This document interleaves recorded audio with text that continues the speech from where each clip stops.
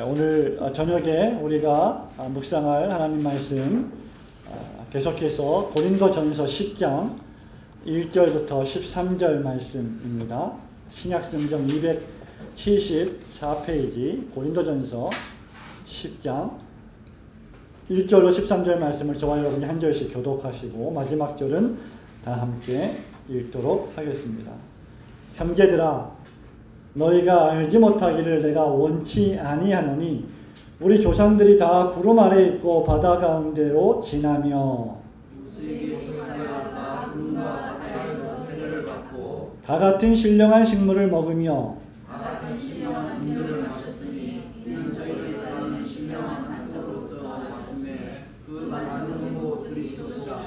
그러나 저희의 다수를 하나님이 기뻐하지 아니하신 고로 저희가 광야에서 멸망을 받았느니라.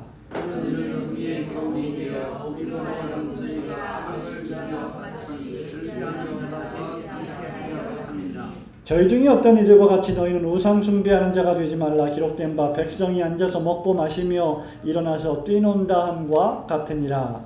저희 중에 어떤 이들이 가난하다가 하루에 2만 3천 명이 죽었나니 우리는 저희와 같이 가난하지 말자. 저희 중에 어떤 이들이 주를 시험하다가 뱀에게 멸망하였나니 우리는 저희와 같이 시험하지 말자. 저희 중에 어떤 이들이 원망하다가 원망시키는 자에게 멸망하였나니 너희는 저희와 같이 원망하지 말라. 저희에게 당한 이런 일이 거울이 되고 또한 말세를 만난 우리의 경계로 기록하였느니라. 그런즉 선줄로 생각하는 자는 힘어질까 조심하라. 다 함께 사람이 감당할 시험 밖에는 너희에게 당한 것이 없나니 오직 하나님은 미쁘사 너희가 감당치 못할 시험 당함을 허락지 아니하시고 시험 당할 즈음에 또한 피할 길을 내사 너희로 능히 감당하게 하시니라. 아멘. 오늘 우리는 고린도전서 강해 27번째 시간을 맞이하고 있습니다. 오늘 이 본문의 말씀을 중심으로 해서 우리의 거울이란 제목으로 함께 말씀을 읽어나가고 묵상하면서 깨닫고 또 은혜를 받기를 소원합니다. 그리스도인의 삶은 한마디로 정의하자면 일종의 투쟁이라고 할 수 있습니다. 훈련이라고 할 수 있습니다. 이유는 저와 여러분이 그리스도인이기 때문입니다. 그리스도를 따르는 자들이기 때문이죠.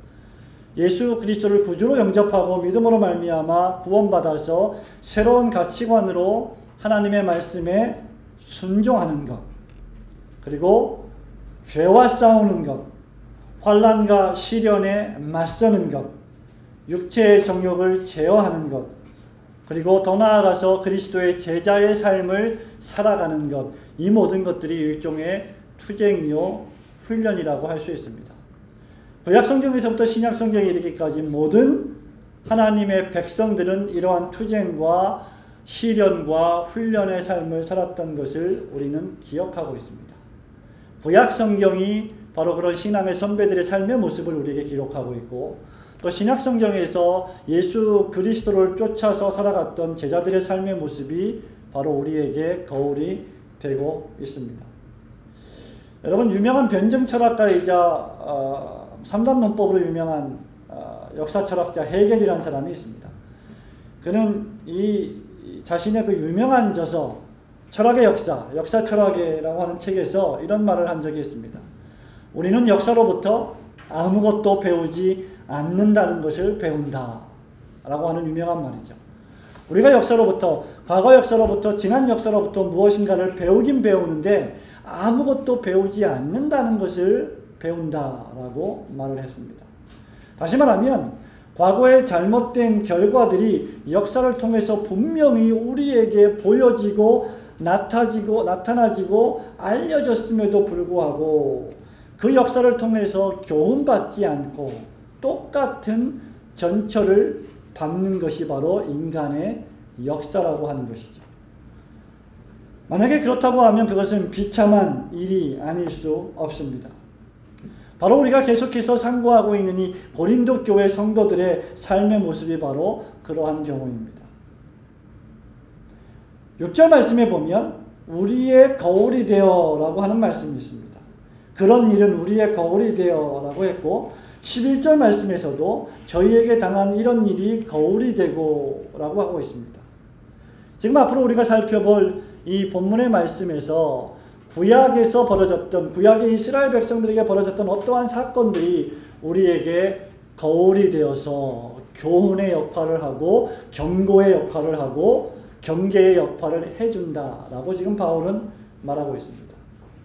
여러분이 잘 알고 계시는 윤도현 밴드의 거울이라고 하는 노래가 있습니다. 이 거울이라고 하는 노래의 가사가 상당히 의미가 있는 가사인데요. 제가 잠시 읽어드리겠습니다. 그 벽에 걸려있는 거울 속에 나를 비춰봐. 하나도 빠짐없이 있는 그대로 보여질 거야. 일그러진 얼굴, 또 흐트러진 머리카락뿐. 자꾸 보고 수시로 비춰. 어디서든 수시로 비춰. 언제나 서나 수시로 비춰. 고쳐. 안 그러면 나를 망쳐. 예. 여러분, 거울을 보는 이유가 무엇일까요? 우리의 얼굴에 또는 우리의 몸에 무엇인가 더러운 것이 붙어 있거나 또는 우리의 몸이 단정하지 않을 때 우리는 거울을 보고 그런 것들을 고쳐나가고 또 단정하게 만들고 멋있게 아름답게 예쁘게 만들어가는 것이 바로 거울의 역할입니다. 사도 바울은 지금 과거의 이스라엘 역사를 통해서 무엇인가 우리가 반면교사로 삼아야 될 것이 있다. 우리의 거울이 되는 것이 있다. 이런 일이 우리에게 거울이 되어야 한다라고 말하고 있습니다.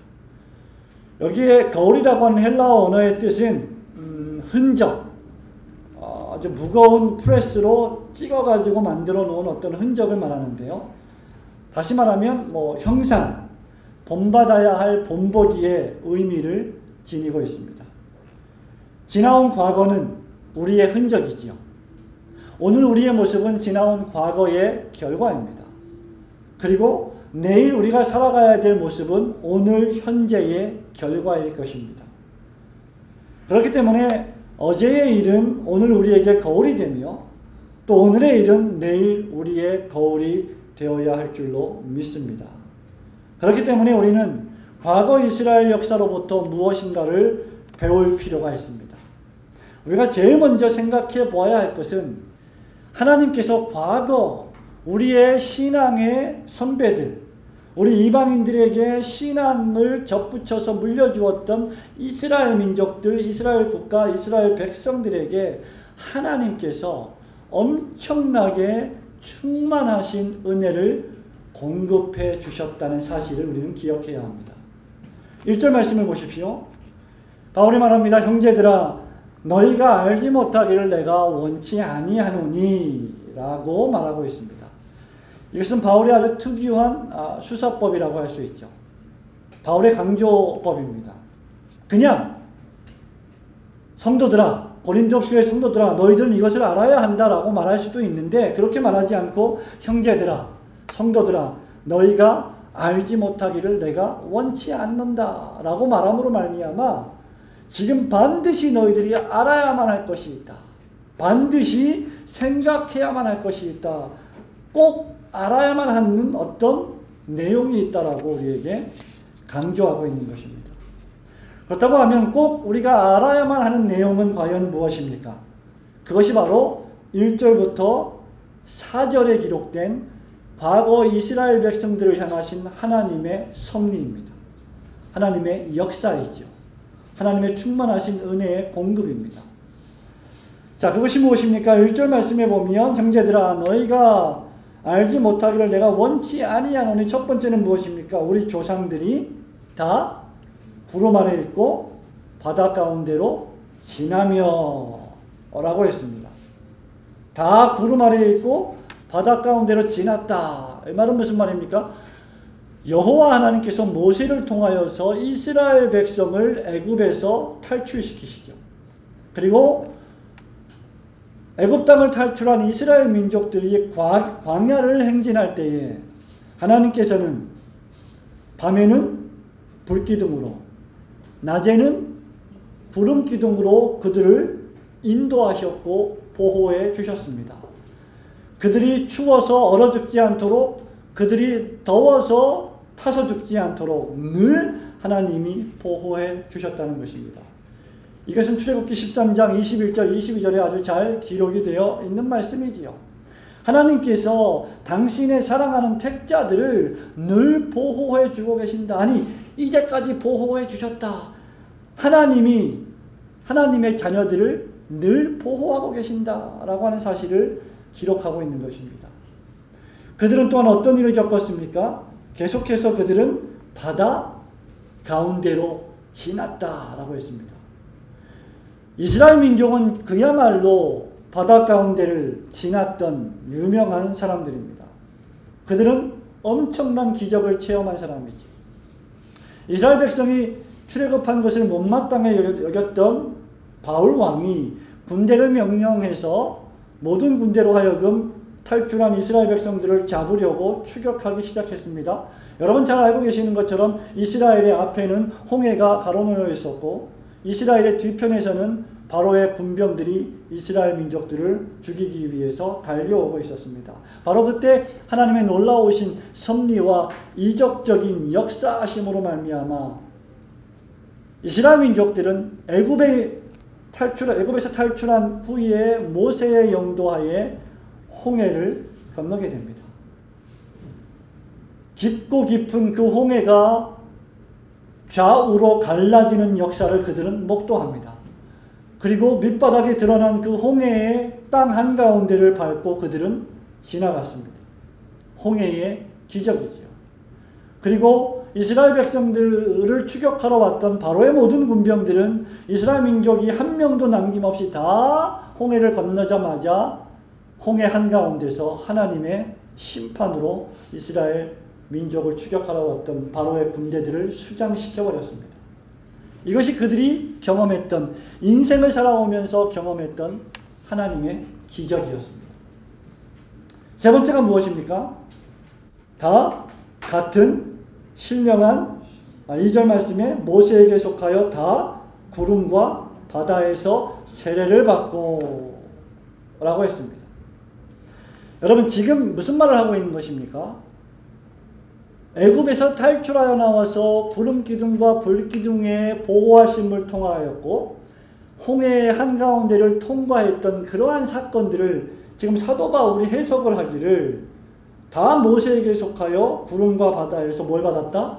세례를 받았다. 다시 말하면 죄로부터 구원을 경험하는 신약시대의 세례가 바로 구약시대의 홍해 사건을 상징하고 있다는 것이죠. 구약시대의 홍해 사건을 해석해주고 있다는 것입니다. 구약시대의 홍해의 기적 사건은 신약시대의 성도들이 경험하는 세례를 상징하고 있다는 것입니다. 다시 말하면 구약의 이적은 신약의 이적과 똑같다는 것이죠. 저와 여러분들이 예수님을 믿음으로 말미암아 영적으로 세례를 받고 불세례를 받고 중생을 체험하고 회개하고 믿음을 가져서 예수님을 영접하는 이 사건이야말로 애굽에서 탈출을 하고 출애굽하여서 홍해를 건너는 이적과도 비견될 만한 엄청난 구원사적 사건이라는 것입니다. 그것을 우리가 모두 다 경험했다는 것이죠. 그것이 바로 하나님의 은혜라고 하는 것입니다. 자, 그 이후에 그들은 무엇을 또 경험했습니까? 3절에 다 같은 신령한 식물을 먹으며 4절에 다 같은 신령한 음료를 마셨으니 이스라엘 백성들은 애굽에서 구원을 받았을 뿐만 아니라 또 홍해에서 구원을 받았을 뿐만 아니라 또 바로의 군대의 추격으로부터 위협으로부터 구출을 받았을 뿐만 아니라 계속해서 만나와 메추라기라고 하는 하나님께서 특별히 공급해 주신 음식을 먹고 살았다는 것입니다. 하나님께서는 우리를 한 번 구원하신 이후에 그냥 방치하시는 분이 아니시지요. 그분은 끊임없이 우리를 돌보시는 목자와도 같은 분이십니다.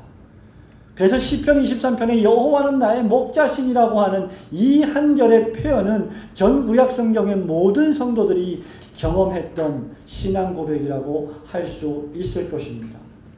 그들은 만후라고 하는 이것이 무엇이냐라고 하는 의미를 가진 도무지 파악할 수 없는 신령한 하나님의 음식을 먹었습니다.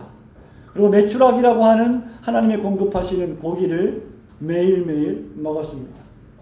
뿐만 아니라 광야에서 목이 마를 때 모세를 통하여서 반석을 쳤더니 반석에서 물이 솟아나옴으로 말미암아 갈증을 달랬던 경험을 했던 인물들이 바로 이스라엘 민족들이었습니다. 그리고 이 반석에서 나온 물이라고 하는 것은 4절 말씀에 해석을 하기를 바로 그리스도시다 라고 우리에게 말씀해 주고 있습니다. 신명기 32장에 보면 모세는 하나님을 반석으로 상징했습니다.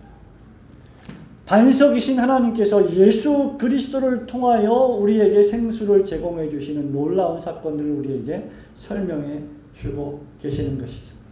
여러분, 이 모든 것들은 무엇입니까? 하나님의 백성들이 하나님으로부터 받고 경험하고 있는 수많은 은혜입니다. 여러분들이 이스라엘 민족의 역사, 이스라엘 백성들의 역사를 면밀하게 살펴본다면 그 이스라엘 민족의 모든 역사는 하나부터 열까지, 처음부터 끝까지 전부 다 하나님의 은혜의 역사였음을 믿으셔야만 할 것입니다. 그야말로 하나님은 당신의 택한 이스라엘 백성을 단 한 번도 실망시키신 적 없으시고 단 한 번도 버리신 적이 없으셨던 것입니다. 그들은 다 같이 이 은혜의 증인이 되었습니다. 이 1절 말씀에서 4절 말씀에 이르기까지 다라고 하는 단어가 얼마나 많이 반복되고 있는지를 생각해 보십시오. 우리 조상들이 다 구름 아래에 있었다. 우리 조상들이, 우리 성경에는 없지만 다 바다 가운데로 지났다. 2절에 모세에게 속하여 다 구름과 바다에서 세례를 받았다. 3절에 다 신령한 음식을 먹었다. 4절에 다 신령한 음료를 먹었다. 단 한 사람도 하나님의 은혜에서 제외됐던 사람이 없었다는 것입니다.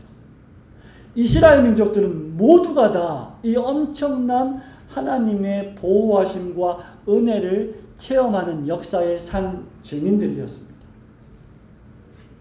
출애굽 사건은 말씀드린 바와 같이 그리스도인의 구속 사건인 세례와 같지요. 그 이후에 성도는 계속해서 신령한 식물과 음료를 마십니다.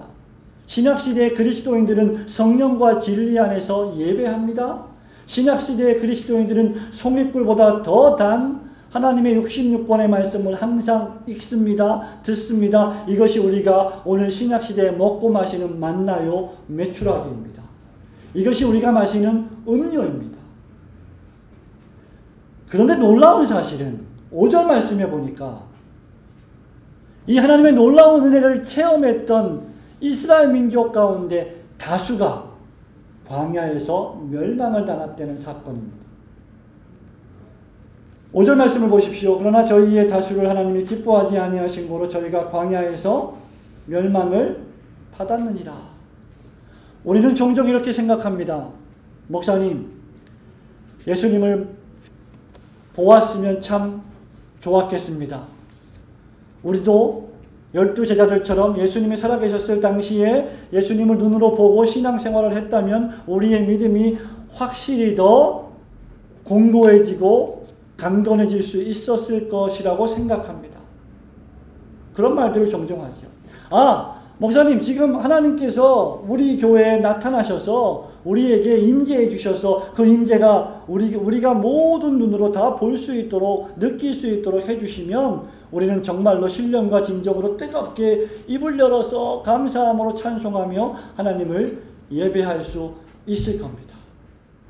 도대체 어떻게 예수님을 직접 눈으로 보고 만졌고 함께 밥을 먹고 숨을 쉬고 호흡하며 살았던 제자들은 그렇게 늘 예수님을 배반하는 삶을 살았을까요? 정말 이해할 수 없습니다. 나라면 그렇지 않았을 것입니다. 라고 말씀하는 성도들이 있을 것입니다. 여러분, 이스라엘 민족을 보십시오. 시마다 때마다 하나님께서 공급하시는 어마어마한 기적적인 역사에도 불구하고 그들은 하나님을 불신했습니다. 그들은 하나님을 목격했습니다. 하나님의 역사를 체험했습니다. 지금은 거의 중단된 이적들을 그들은 수없이 경험했습니다. 홍해가 갈라지는 이적을 경험했습니다. 홍해 안에서 바로의 군병들을, 이스라엘 민족을 추격하고 위협의 대상이었던 적군들을 싸그리 다 멸하시는 하나님의 능력을 체험했습니다. 광야에서 물이 솟구치는 장면을 그들은 체험했습니다. 만나와 메추라기라고 하는 듣도 보지도 못했던 신령한 음식과 음료를 마셨습니다. 그럼에도 불구하고 저들의 다수는 멸망을 당했다. 저는 이 말씀을 읽을 때마다 이해할 수가 없습니다. 이 얼마나 괴이한 일입니까? 이스라엘 민족만큼이나 하나님의 기적적인 은혜를 체험한 사람들이 어디 있다는 말입니까? 그런데 왜 저들은 멸망을 당했을까요?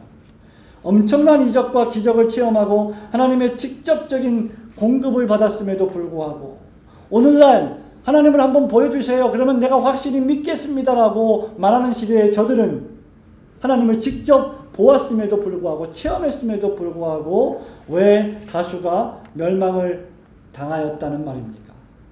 충격적인 사건이 아니겠습니까? 도대체 무슨 일이 벌어진 것입니까? 그래서 바울은 6절에서 그 이유를 우리에게 이렇게 설명하지요. 이런 일이 우리의 거울이 되어야 한다고 말하는 것입니다.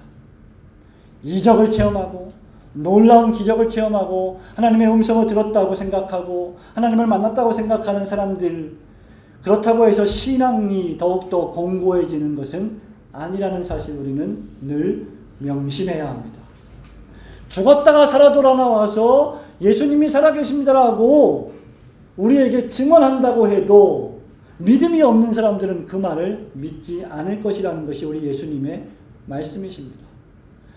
구약성경과 신약성경 66권에 기록된 이 모든 말씀들을 믿지 않는다면 하나님의 얼굴을 너희 앞에 갖다 보여줘도 너희들은 불신할 자들이다라고 말씀하시는 것이 우리 예수님의 말씀이라는 것이죠. 여러분, 왜 이런 일이 우리의 거울이 되어야 합니까? 이유는 바로 우리가, 특별히 고린도 교회 교인들이 저희가 저질렀던, 저희가 행했던, 다시 말하면 이스라엘 백성들이 행했던 똑같은 일을 반복하는 실수를 저질러서는 안 된다는 것입니다.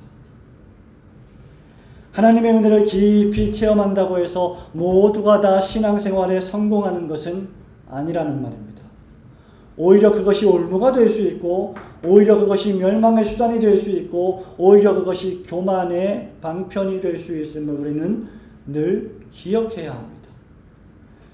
애굽에서 기껏 신음하는 고통 소리를 듣고 하나님께서 직접적으로 모세를 통하여 그 종되었던 땅에서 구출해 내어 주었더니 그들이 한다는 짓이 우상을 숭배하고 육체적으로 간음하며 주님을 시험하고 원망하고 불평했던 것입니다. 바로 우리 인생의 모습을 적나라하게 보여주고 있지 않습니까? 먹고 살만하면 언제 그랬냐는 듯이 교만하게 까부는 사람들이 바로 우리 인생들이 아니고 무엇입니까? 개척교회를 하면 성도 한 명이 그렇게 귀중하고 소중하게 느껴지더니 어느덧 100명, 200명, 500명, 1000명, 10,000명이 넘어가면 성도 한 명의 영혼이 귀중하게 여겨지지 않고 숫자를 믿고 까부는 인생들이 바로 우리 인간들이 아닙니까? 이것이 왜 우리의 거울이 되어야 합니까? 도대체 그들은 엄청난 이적을 체험하고도 왜 멸망을 당했던 것입니까? 바울은 그들이 멸망한 이유를 7절부터 10절에서 4가지로 설명하고 있습니다. 첫 번째는 바로 우상 숭배입니다. 출애굽기 32장 4절에 보면 놀라운 사실은 이스라엘 백성들이 출애굽하자마자 처음으로 시도한 일이 바로 금송아지를 만든 일입니다. 금송아지를 만들 때의 상황이 어떠했습니까? 모세는 시내산에 올라가서 여호와 하나님을 대면하여 기도하고 있었고 여호와 하나님으로부터 증거판, 돌판을 받고 있었습니다. 하나님의 말씀을 받고 있었습니다. 그런데 모세가 빨리 내려오지 않자 출애굽한 이스라엘 백성들은 아론에게 종용하기 시작합니다. 우리를 구원해 주신 여호와 하나님을 섬길 신을 만들어 주십시오. 눈에 보이는 하나님을 우리에게 만들어 주십시오. 그래서 만든 것이 바로 금송아지입니다. 우리가 친히 우리를 인도할 신을 우리를 위해 만들겠다라고 그들은 소리 질렀습니다. 여기서 우리가 중요하게 생각해야 할 것은 무엇입니까? 바로 우리라고 하는 단어입니다. 언제든지 우리의 신앙생활에 있어서 교만하기 시작할 때는 언제입니까? 하나님이가 사라지고 우리가 나올 때입니다. 출애굽기 32장 4절에 정확하게 이스라엘 백성들은 이렇게 말합니다. 우리에게 왕을 주십시오. 우리가 친히 우리를 인도할 신을 우리를 위해서 만들어 주십시오 라고 말했던 것입니다. 여러분, 이 말씀은 사사시대의 어떤 말씀을 우리에게 생각나게 하지 않습니까? 그때 이스라엘에 왕이 없으므로 사람들이 각각 자기 소견에 옳은 대로 행하였더라. 이 일이 출애굽 구원 역사 직후에 벌어졌다는 것은 실로 놀라운 일이 아닐 수 없습니다. 두 번째, 어떤 죄입니까? 그들이 즐겨 했던 죄악이 무엇입니까? 6절 말씀에 보면 저희가 악을 즐겨한 것 같이 즐겨하는 자가 되지 않게 하기 위해서 이 말씀을 바울은 기록했다고 했는데 그 첫 번째 악이 바로 우상숭배였습니다. 두 번째는 무엇입니까? 바로 하루에 23,000명이나 심판을 받아 죽었던 간음 사건입니다. 8절 말씀에 보면 저희 중에 어떤 이들이 간음하다가 하루에 23,000명이 죽었나니 라고 했습니다. 이 일은 민수기 25장 1절부터 9절에 기록된 구약의 역사입니다. 출애굽한 이스라엘 백성들이 시딤에 머물렀습니다. 그때 모압 여자들과 이스라엘 백성들이 간음했습니다. 여러분, 이방 사람들과 간음을 할 때는 항상 전제되는 것이 있는데 바로 이방 신들에게 절해야 한다는 것입니다. 모압 여자들과 이스라엘 사람들이 간음을 했다는 것은 모압의 우상신들에게 절했다는 것을 의미하죠.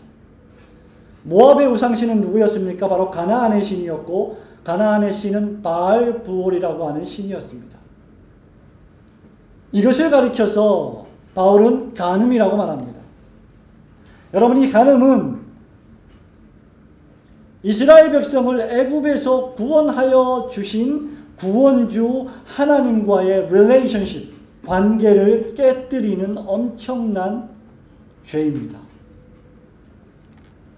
하나님의 백성들이 우상에게 절하고 이방 여인들과 간음을 했다고 하는 사실은 더 이상 하나님과의 관계를 지속하지 않겠다는 것을 의미하는 것입니다. 그래서 하나님께서 23,000명을 그 즉시 죽여버리신 것입니다. 이것이 그들의 죄악이었습니다. 세 번째, 그들의 죄는 무엇이었습니까? 9절 말씀에 보니 주를 시험했다고 했습니다. 자, 9절 말씀을 다 함께 한번 같이 읽어볼까요? 시작. 저희 중에 어떤 이들이 주를 시험하다가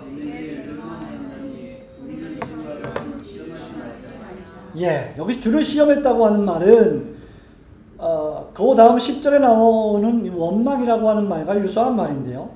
애굽에서 인도해낸 것을 불평하기 시작했다는 것입니다. 그리고 만나와 메추라기를 공급해 주신 신령한 음식을 불평하기 시작했다는 것입니다. 왜 똑같이 만나와 메추라기만 주느냐? 좀 다른 음식도 좀 달라. 애굽에서 먹었던 이빨 사이에 끼어있는 그 고기 맛이 우리에게 훨씬 더 행복하고 좋았다 라고 말하면서 그들은 애굽에서 종되었을 때에 겪었던 그 처참한 수모와 그 처참한 상황들을 새까맣게 잊어버린 채 광야에서 하나님이 공급해 주신 그 만나와 메추라기를 잃어버리고 하찮은 음식 문제로 주님을 시험하기 시작했습니다. 주님의 인내를 시험하기 시작했다는 것입니다. 여러분, 이것은 실로 엄청난 죄가 아닐 수 없습니다. 네 번째가 무엇입니까? 10절 말씀에 계속해서 이어지는 대로 그것은 원망입니다. 출애굽기 16장 2절부터 3절에 기록되어 있는 이 말씀은 가나안 땅 정탐 후에 정탐꾼들이 가나안 땅에 대한 보고를 하자 애굽으로 돌아가고 싶어한 사람들 사이에서 나왔던 원망과 곡소리였습니다. 그들은 도무지 하나님이 약속하신 그 약속을 신뢰하지 않았고 그 약속을 성취하시기 위하여 이미 우리에게 보여주신 수많은 기적과 이적과 은혜들을 새까맣게 잊어버렸던 것이죠. 원망과 불평, 주를 시험하는 일은 언제 벌어질까요? 우리가 가지고 있는 엄청난 하나님이 베풀어 주신 은혜들을 새까맣게 망각할 때 벌어지는 것입니다. 그리고 우리가 가지고 있지 않는 어떤 것에 너무나 우리의 모든 것을 집중하고 있을 때 원망과 불평은 시작되는 것이죠. 이것은 우리의 인생 경험에서도 똑같이 반복되는 것이기도 합니다. 사람들은 왜 시험에 들고 왜 불평하고 왜 원망합니까? 내가 가지고 있는 것은 하나도 소중하게 여기지 않고 내가 가지고 있지 않은, 즉 다른 사람이 남이 가지고 있는 것이 더 커 보이고 더 멋있어 보이고 더 화려해 보이기 때문에, 다시 말하면 나와 다른 사람을 비교하고 있기 때문에 원망과 불평이 발생하는 것입니다.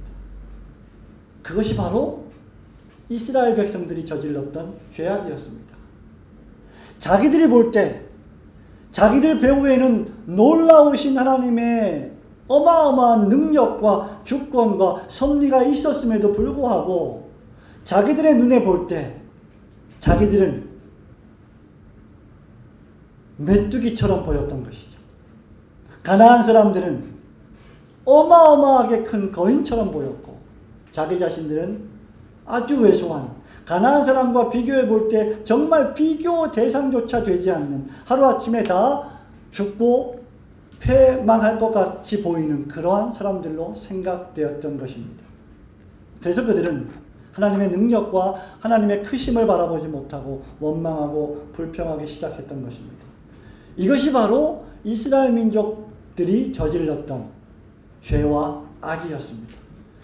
결론적으로 이들이 저지른 죄악은 크게 두 가지입니다. 하나는 육체적인 쾌락과 하나는 교만입니다.